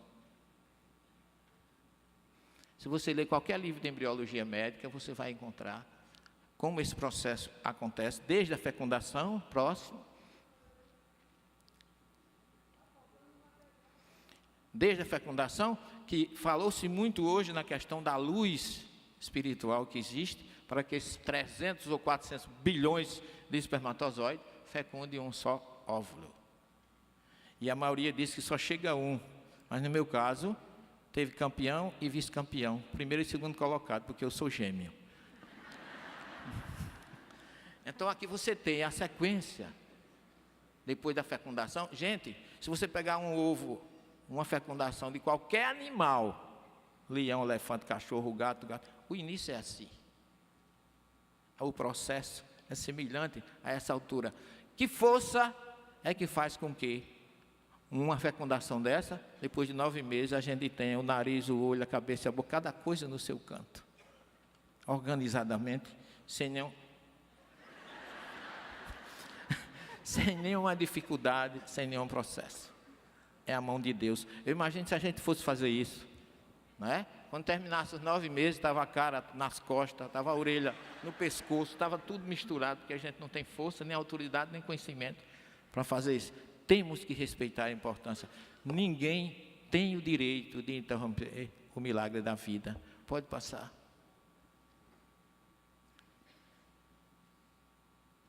Por isso que Jesus disse que veio para que todos tenham vidas e que todos tenham, logicamente, paz. O próximo. Aborto é assassinato. Hugo apresentou para vocês aí os 10 mandamentos. Na segunda tábua ele trouxe o mandamento que é o Lotitzá. Só que no hebraico, a palavra Lotitzá, que nós encontramos lá no Deuteronômio, no Êxodo 20:12, ela, na verdade, em essência, a tradução não é não matarás, é não assassinarás. Porque a Torá não é contra, por exemplo, a legítima defesa. Inclusive, ele falou na apresentação dele, em situações de perigo. Não hesite, por exemplo, em se defender quando for agredido. Legítima defesa não é vingança. A Torá, inclusive, estipula regras para diferenciar as duas coisas. O que significa isso? Que uma criança no ventre materno não tem como se defender. Na rua a gente pode fugir, pode correr, pode se defender, pode constituir um advogado. Então, para a origem do termo judaico, o aborto não é um homicídio, é um assassinato. Porque assassinar é tirar a vida daquele que não tem condições de se defender. Aí entra, sobretudo, o caso que foi muito explorado hoje, graças a Deus, mostrando que a espiritualidade quer que se reflita um pouco sobre isso. Ninguém pode ter o direito de tirar a vida de uma criança. Às vezes as situações são curiosas. Eu vi um médico dizer que a mãe chegou com dois filhos no consultório dele, que estava um com 4 anos e o outro já estava com 6 meses, queria abortar, porque ela não queria aquele outro filho. Ele foi lá atrás do birô, trouxe um taco de beisebol, disse, está aqui, é seu, a senhora mata esse e espera o que está por chegar. E ela disse, mas como é que eu vou fazer isso? Se a senhora não tem coragem de matar o seu filho, não me convide para fazer isso. Então é muito convincente, não é? É preciso que reflitamos sobre essa questão. O próximo. E Jesus, logicamente, diz que eu sou a luz do mundo. E curiosamente, lá no meu interior, em Alagoa Grande, quando a mulher descansa, diz que deu a luz. Não é assim que a gente fala? Que é a luz espiritual, é a luz divina que está na vida de cada um de nós. Emmanuel coloca A Caminho da Luz, que Jesus é a luz do princípio e nas suas mãos misericordiosas repousam os destinos do mundo. O próximo. Então, Jesus é vida abundante. O próximo. Ele é a nossa luz maior próximo.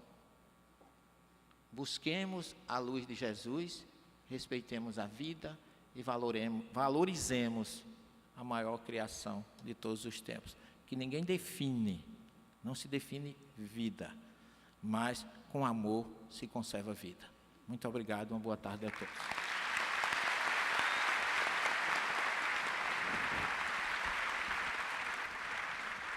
Bom, caminhando já para o encerramento dessa breve mesa, porque passou tão rápido, né, professor?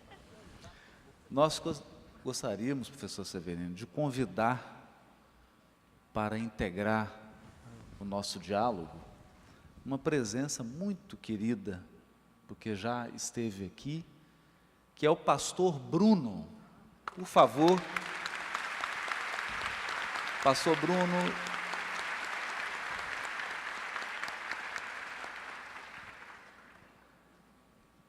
Ele que já esteve aqui no congresso, né, anterior, e fez uma fala tão bonita.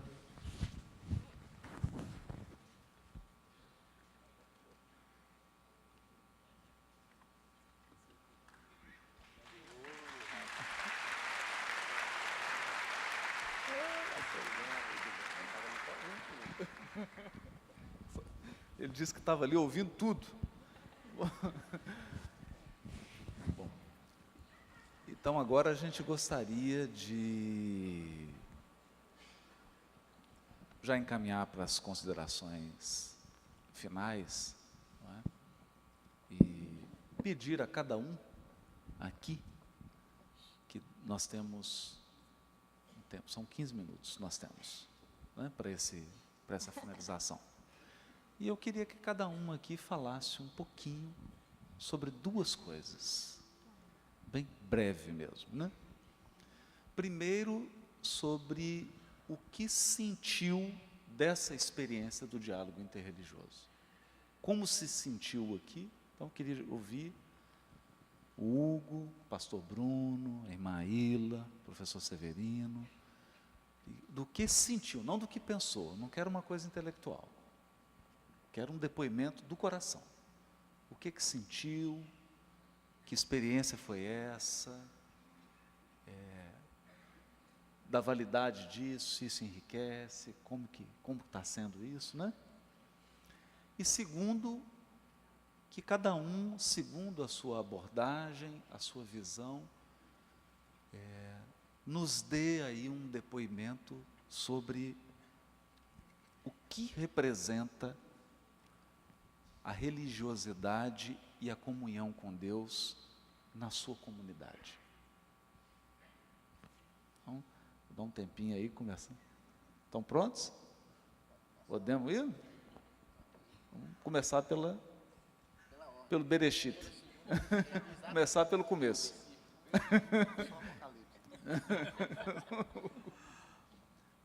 Para mim é sempre um motivo de engrandecimento, Haroldo. Todas as vezes que eu sou convidado a participar, eu ganho muito mais do que dou. Isso para mim é notório, a grandeza de conhecimento que eu saio. Porque a gente, de certa forma, fica um pouco limitado na nossa religião, na nossa comunidade. A irmã que falou a questão de nós podermos ter interação com outras pessoas, com outros entendimentos. Nós não somos obrigados a concordar, né? O bom é isso. Mas nós conseguimos dar o direito de que o outro fale e ter a satisfação de ouvir ele falar isso. E enaltecer o direito dele falar e o meu agradecimento de ouvir. Então eu acredito muito nisso. Todas as vezes que eu participo nesses diálogos interreligiosos, eu venho com a maior satisfação do mundo, venho com o maior prazer. Bruno, o pastor Bruno, a gente está sempre em contato com um diálogo aqui em João Pessoa. Para mim é um motivo de muita satisfação. E com relação à sua pergunta, a segunda foi sobre a comunidade. Não, aí eu queria que você desse para a gente um depoimento a partir do seu olhar, da sua perspectiva, do que representa a essência da religiosidade e da comunhão com Deus. Perfeito. A partir da sua abordagem. Perfeito. A nossa visão, a minha visão, que é a do judaísmo, é que nós, sem Deus, não somos nada. Talvez a certeza de nós fazermos todas aquelas regras, práticas, estudos, é uma forma de nós nos ratificarmos em vivência, nós ratificarmos em vivenciar o que Deus assim nos estabeleceu. Então eu tenho essa convicção que todas as vezes que eu estou com a congregação, que eu estou com a minha comunidade, eu estou diretamente ligado a Deus. Porque nós temos um lema, uma frase que diz o seguinte: Am Israel Chai. O povo de Israel vive. Israel como povo, como uma unidade. Então, no momento que eu estou em unidade com a minha comunidade, eu estou comungando com eles parte de Deus na minha vida.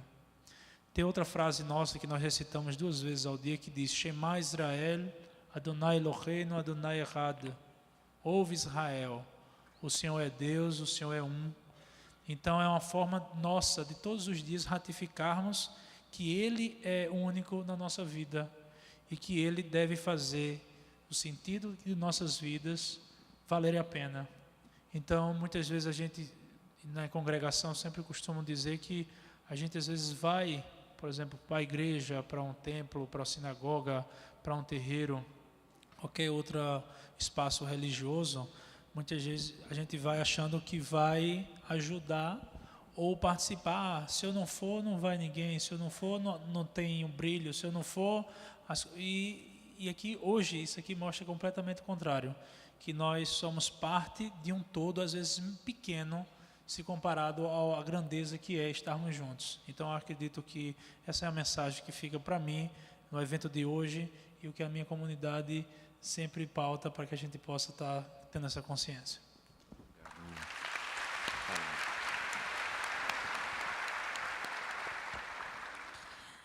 Bem, para mim é sempre uma alegria muito grande participar de diálogo interreligioso, tanto na conversa quanto no trabalho, não é? Porque quando a gente se envolve em atividades de assistência humanitária, a gente também se envolve com pessoas de diversas religiões, não é? Então, trabalhar juntos em prol da dignidade, de mudar a vida de pessoas, é muito significativo, é muito emocionante e nos motiva a seguir adiante.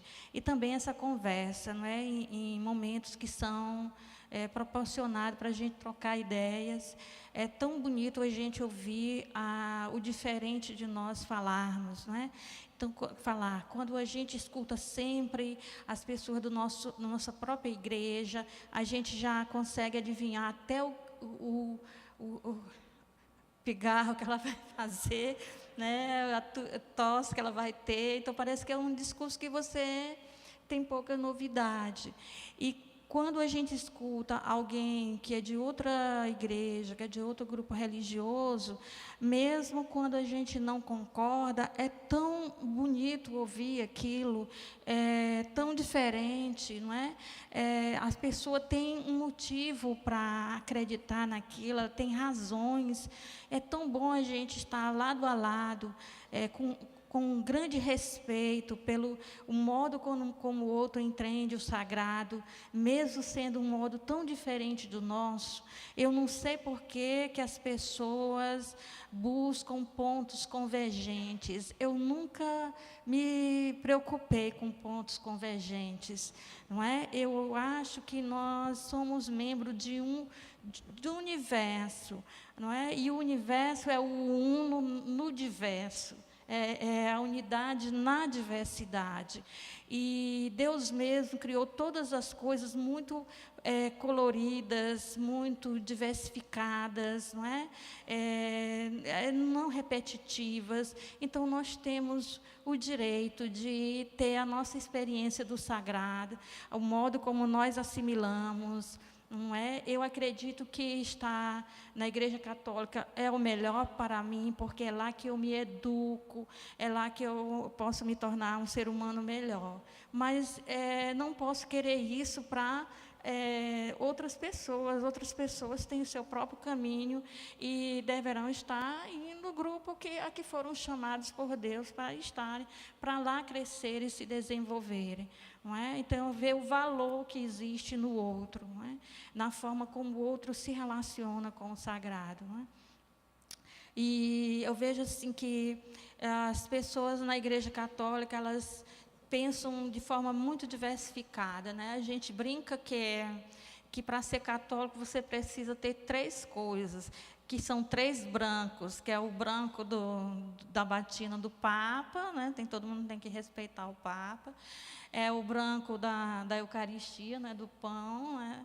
E o branco que é a veste de Maria Santíssima. Então, tendo esses 3 brancos, é católico, o resto é tudo diferente, né? Então, as pessoas pensam muito diversificadas, mas nós temos essa liberdade para compormos diversos grupos, não é? Com diversos modos de pensar e ao mesmo tempo ser católico, porque temos algumas coisas de unidade, não é?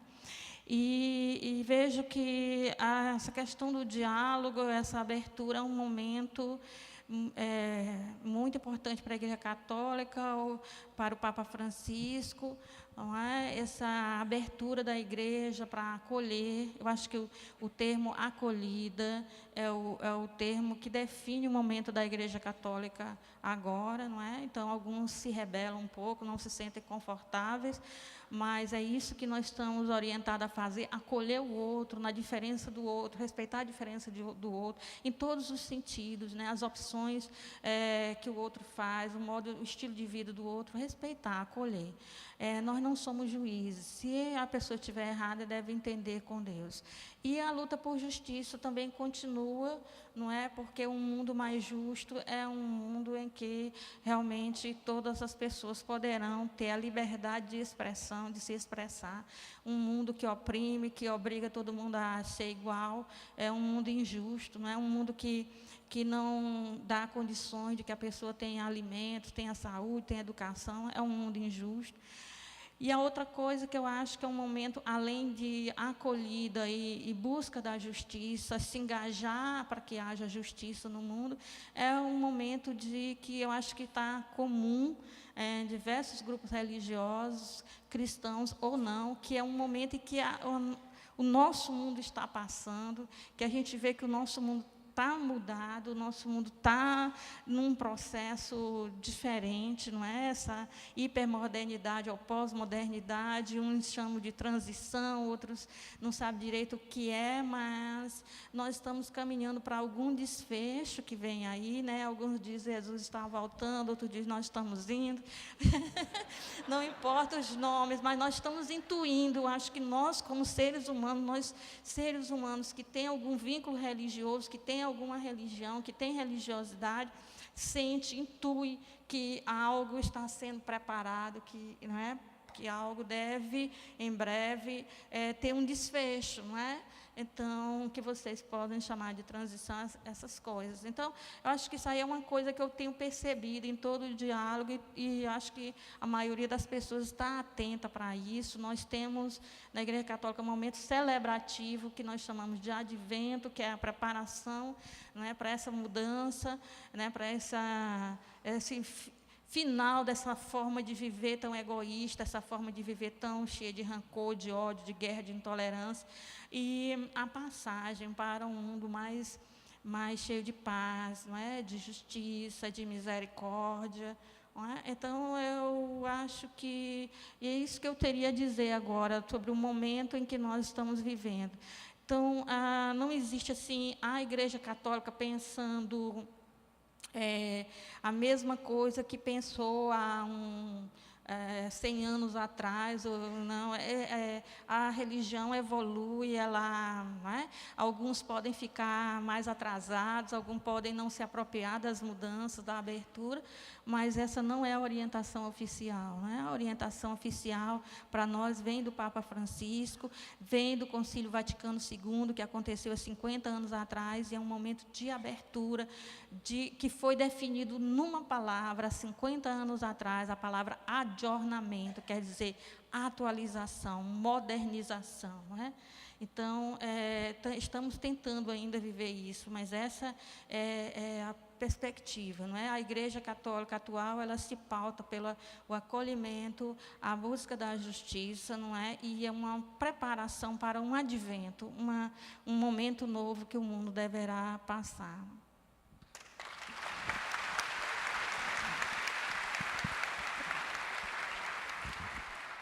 Pastor Bruno, por favor. Boa tarde a todos, né? Eu já ia dizer boa noite, estava escuro aqui, né? Pessoal, é um prazer estar aqui de novo. Eu vou tentar fazer igual a filme do Rambo. Pouco papo e muita ação, né? Tem que ir direto ao assunto.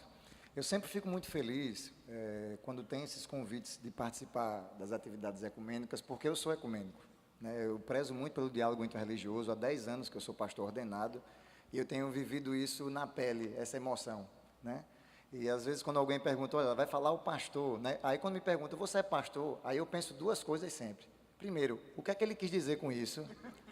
É a primeira coisa que eu penso. E a segunda é o que é que eu respondo para ele, né? Então, nós vivemos verdadeiramente, quando se fala em diversidade, em diálogo, em ecumenismo, eu acredito que toda intolerância, ela nasce do preconceito. E esse preconceito se chama ignorância. Porque quando nós somos ignorantes para com o outro e conosco, nós não conseguimos entender o que é isso. Isso aqui só acontece porque alguém abriu mão de ser melhor do que o outro e entende que todo mundo aqui é igual. Então, quando isso acontece, há uma evolução, né? Há um procedimento. E eu queria muito dizer, gente, eu estou muito feliz porque eu sou pastor, nós somos muito ecumênicos, todo mundo aceita isso, mas não é verdade. É pau, né? É perseguição, é exclusão. E é isso que acontece, né? E não só do ponto de vista teológico, nós falamos isso do ponto de vista eclesiástico, nós falamos isso do ponto de vista social, nós falamos isso do ponto de vista político, né? Há pouco tempo nós passamos por isso, né, Hugo? Hugo viu na pele isso. Eu fui perseguido politicamente, né, religiosamente, por ter um posicionamento como esse. E uma vez um pastor chegou, pastor Bruno, pare com isso, pelo amor de Deus, o que é que o senhor está fazendo? Eu disse, eu estou fazendo alguma coisa, e você está fazendo o quê? Né? Você não está fazendo nada. Então, alguém tem que fazer alguma coisa, né? Alguém precisa lutar por isso e defender com essas estruturas. Quando Jesus tinha uma faculdade, né, em Jerusalém, que você fazia um curso de graduação em 3 anos, né? Quando chegou no 3º ano, ele reuniu os 12 alunos que tinha, porque, né, daquele monte, mais de 70, né, uns foram embora, outros ficaram tristes, né? E no meio desses 12, um ainda se matou, não terminou o TCC, né? E quando foi fazer a entrega, Jesus se reúne, está lá no Evangelho de João, capítulo 13, do versículo 32 em diante, ele disse: olha, meus filhos, eu vou ter que ir para um lugar agora que vocês não podem ir. Mas eu vou deixar o último mandamento para vocês. Esse vai ser o diploma de vocês. Eu não vou dar um anel, você não vai ter um diploma chancelado pela CAPES, né, não vai receber de universidade federal nenhuma, mas onde vocês estiverem, onde vocês sentarem, onde vocês se levantarem, todos saberão que vocês são meus discípulos, se vocês tiverem amor um para o com o outro. Se vocês amarem uns aos outros como eu vos amei, verdadeiramente vocês serão meus discípulos. Então eu acredito que ecumenismo é uma lição de amor. Diálogo interreligioso é uma lição de amor para um mundo violento, agressivo, abortista, intolerante. Quem tem um discurso como esse consegue estar mais perto de Deus. E é isso que eu sinto quando eu estou aqui, que eu me sinto mais perto de Deus. É isso que eu tento falar muitas vezes para a comunidade, para a igreja evangélica, dizer: olha, vocês precisam aprender a ser mais humanos. Jesus não quer ninguém perfeito. Jesus quer pessoas que saibam amar. Porque no dia que nós aprendemos isso, nós nos parecemos agora cada vez mais com o Mestre. Então, encerrando minha fala, né? Eu disse que ia ser rápido, tá vendo? Eu prometi, né? Eu sempre digo para as pessoas na igreja, na comunidade, que esse é o nosso princípio. O fato de você frequentar uma religião não faz de você verdadeiramente seguidor dela. O fato de você estar todo domingo na igreja, na missa, no centro, nas reuniões, participar, defender, botar um hábito, tirar o hábito, isso não vai fazer de você uma pessoa que verdadeiramente define sua religião. Porque a palavra evangelho do grego significa boas novas. E o que é a boa nova? Porque eu era ruim que só molesta e agora eu aprendi a amar. E isso é evangelho. E isso é boas novas. E eu acredito que isso, né, é importante. Como é que eu posso me espiritualizar? É quando eu vejo Deus que habita em você e eu consigo sentir isso e nós juntos dividimos isso. E aí a gente se espiritualiza, diz: que bom que eu estou perto de você, que bom que eu estou perto de Deus. E que Deus abençoe a todos.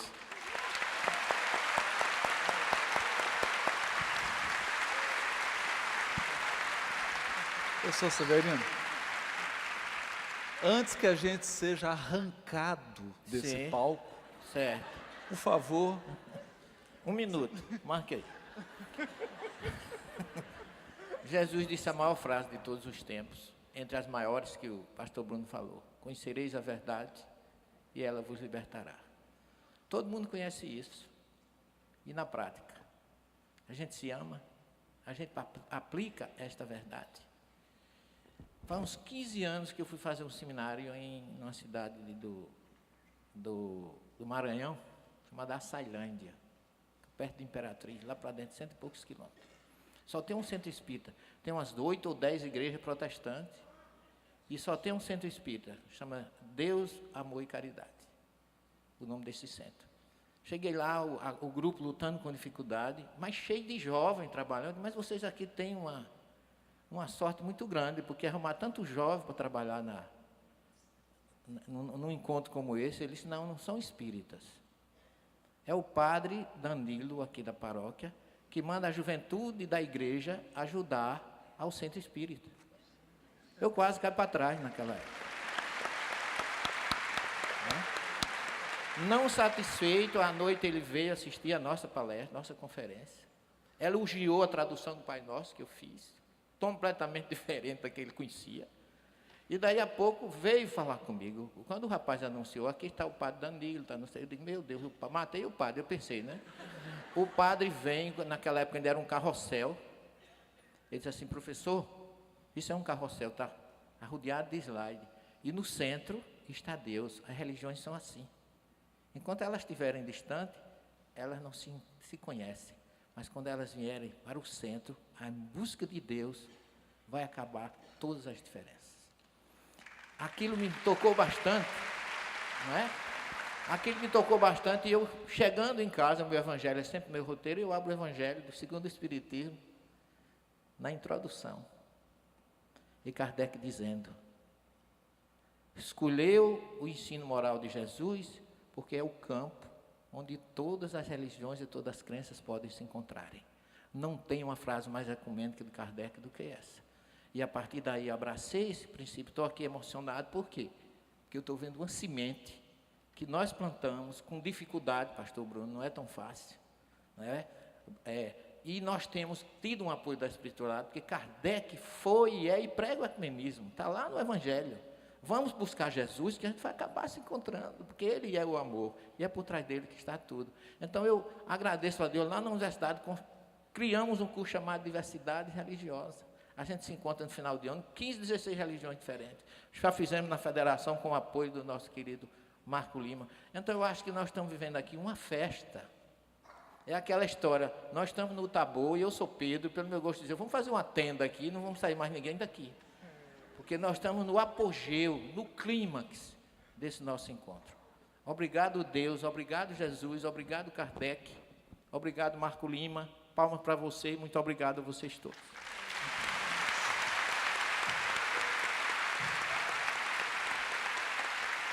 E assim nós encerramos essa mesa de diálogo e eu quero, já vamos saindo, vamos levantando, dar meu depoimento já em pé, né? Vocês não sabem a vibração que está aqui. É uma coisa surpreendente, é surpreendente. Isso que o professor Severino falou, a Paraíba está de parabéns, um momento muito especial que nós estamos vivendo aqui, porque é um diálogo com maturidade, com respeito, sem que ninguém aqui tenha medo de ser o que é. Né? E tenha medo de viver a sua experiência religiosa tal qual se sente bem. Né? E para concluir, nós vamos pedir licença, porque vamos tomar um café mineiro lá atrás. Obrigado. Que sala mais linda, né? Bom, informamos.